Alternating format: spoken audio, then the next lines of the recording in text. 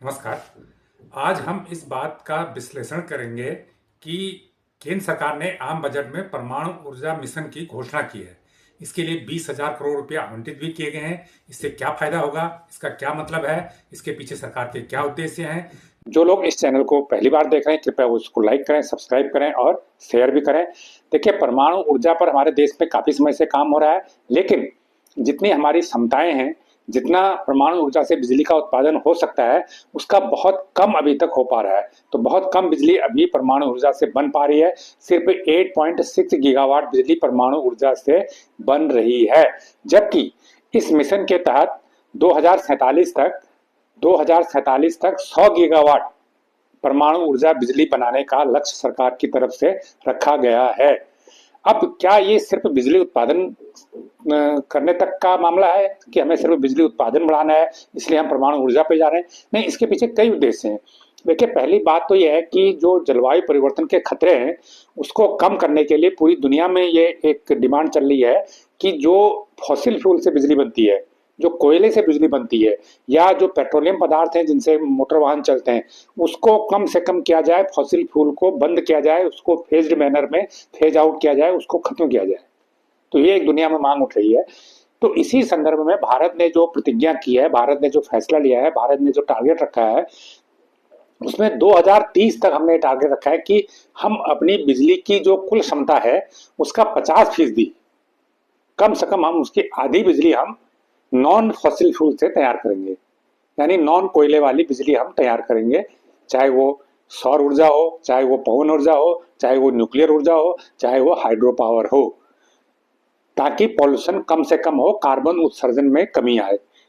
कोयले से बिजली जितनी कम बनेगी, क्योंकि सबसे ज्यादा उत्सर्जन कोयले से बिजली बनाने में होता है, जितनी बिजली कोयले से कम बनेगी उतना ही कार्बन उत्सर्जन उस देश का कम होगा।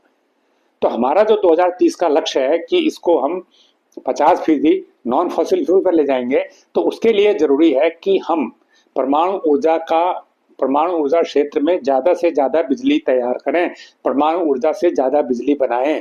इसीलिए ये मिशन शुरू किया गया है। और आगे भी भारत ने 2070 तक देश को नेट जीरो बनाने का लक्ष्य रखा है। नेट जीरो का मतलब यह है कि आप अपना कार्बन उत्सर्जन उस लेवल पे ले आएंगे जितना आप कार्बन सोखने की क्षमता रखते हैं। अभी हर देश का कार्बन उत्सर्जन उसकी सोखने की क्षमता से बहुत ज्यादा है, भारत का भी बहुत ज्यादा है, लेकिन लक्ष्य है कि 2070 तक हम अपना कार्बन एमिशन के टारगेट पूरे कर लेंगे, उसे न्यूनतम स्तर पर ले आएंगे ताकि हम नेट जीरो का लक्ष्य हासिल कर लें। तो इसके लिए भी ये जरूरी है कि हम अपने ऊर्जा ट्रांजिशन का जो दौर है उसमें हम धीरे धीरे आगे बढ़ें। यानी हम जो कोयले वाली ऊर्जा है, जो प्रदूषण फैलाने वाली ऊर्जा है, जो कार्बन उत्सर्जन बढ़ाने वाली है ऊर्जा है, उसको हम धीरे धीरे फेज आउट करें और उसकी जगह स्वच्छ ऊर्जा का स्थान लें। तो पहला तो लक्ष्य ये है। दूसरा लक्ष्य है कि कुछ उद्योग हमारे देश में ऐसे हैं, जैसे इस्पात का उद्योग है या सीमेंट का उद्योग है। इन उद्योगों में बिजली की खपत बहुत ज्यादा होती है। आमतौर पर जहां पर इस्पात का उद्योग होता है, सीमेंट का उद्योग होता है, वो लोग अपना पावर प्लांट खुद ही वहीं पर लगाते हैं और अपने पावर प्लांट से ही अपने उद्योग को चलाते हैं। अब जब कोयले की बिजली का इस्तेमाल खत्म करने की मांग आ रही है, कोयले की बिजली को फेज आउट करने की मांग आ रही है, और ये कहा जा रहा है कि ये जो सेक्टर है जहां पर बहुत ज्यादा बिजली खर्च होती है, उन सेक्टरों को भी आप कार्बन उत्सर्जन में कमी करने के लिए कहें, तो ऐसे में सवाल उठता है कि जो इस्पात का कारखाना है या जो सीमेंट का कारखाना है, वहां पर अगर सोलर पावर प्लांट लगा दिया जाए तो उससे उसका काम नहीं चलता है। जो कोयले की बिजली होती है वो उसके लिए जरूरी होती है, लेकिन सोलर पावर प्लांट से उसका काम नहीं चलेगा, क्योंकि वो बिजली उतनी प्रभावकारी नहीं होती है, उतनी महत्वपूर्ण नहीं होती है, और वो हर समय उपलब्ध भी नहीं होती है, क्योंकि वो कारखाना रात में चलेगा तो कोई रात को तो सोलर ऊर्जा मिलेगी नहीं। तो ऐसे में इन कारखानों के लिए एक विकल्प हो सकता है कि वो परमाणु ऊर्जा का संयंत्र अपने यहाँ पर लगा लें। 200 मेगावाट का, 150 मेगावाट का, जितनी उनकी जरूरत होती है उसके हिसाब से अपने संयंत्र लगा सकते हैं। लेकिन अभी तक प्राइवेट सेक्टर को परमाणु संयंत्र लगाने की इजाजत देश में नहीं है। लेकिन निर्मला सीतारमण ने जो 1 फरवरी को बजट पेश किया है, तो उन्होंने ये उसमें स्पष्ट संकेत दिए हैं कि अब प्राइवेट सेक्टर को भी परमाणु ऊर्जा संयंत्र लगाने की अनुमति दी जा सकती है। और ये अनुमति इसीलिए दी जा रही है ताकि जो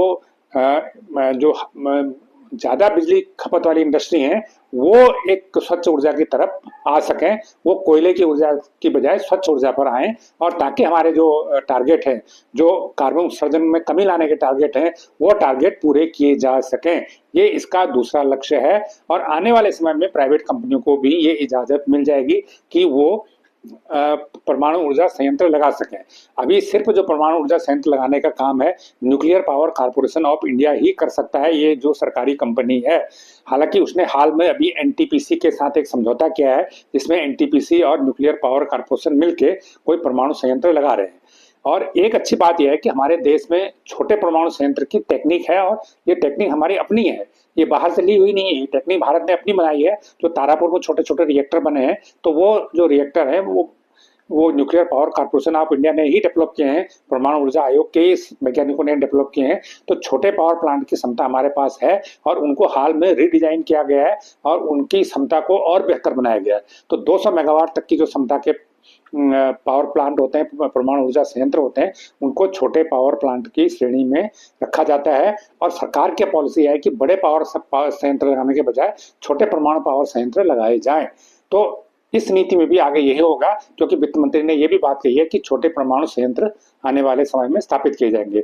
साथ ही सरकार ने यह भी साफ किया है कि जो परमाणु उत्तरदायित्व कानून है, उसमें भी सरकार संशोधन करेगी।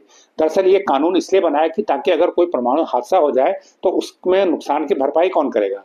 देखिए, ये भरपाई अभी सरकार की जिम्मेदारी है, क्योंकि जो न्यूक्लियर सप्लाई करने वाली कंपनियां वो इसके लिए तैयार नहीं है।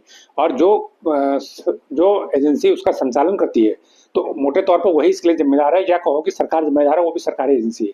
लेकिन जब प्राइवेट सेक्टर में इसकी परमिशन दी जाएगी, तो प्राइवेट कंपनियां इसकी जिम्मेदारी नहीं लेंगे, तो ये जिम्मेदारी सरकार को लेनी पड़ेगी, या सरकार को कोई इंश्योरेंस का ऐसा मैकेनिज्म बनाना होगा जिसमें ये जिम्मेदारी किसी थर्ड पार्टी पर डाली जा सके। तो सरकार ने यह भी कहा है कि हम इस कानून में संशोधन करने जा रहे हैं।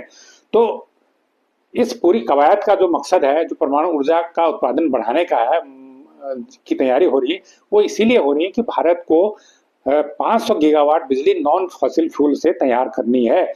अब अगले 10-15 सालों में हमारी जो बिजली की जो डिमांड है, वो करीब 1000 गीगावाट से ज्यादा पहुंच जाएगी। तो उसमें 50% कम से कम हम चाहेंगे कि वो नॉन फॉसिल फ्यूल के जरिए बनाई जाए। ये प्रधानमंत्री ने ग्लासगो क्लाइमेट समिट में ऐलान भी इसका किया था कि Bharat 500 gigawatt non fossil fuel से बिजली का उत्पादन करेगा। इसके अलावा भारत में सोलर एनर्जी से भी काफी बिजली तैयार की जा रही है, भारत में पवन ऊर्जा से भी काफी बिजली तैयार की जा रही है। ग्रीन हाइड्रोजन में भारत में काम तेजी से चल रहा है, लेकिन अभी बहुत अच्छे नतीजे नहीं आए हैं। लेकिन जब तक ग्रीन हाइड्रोजन का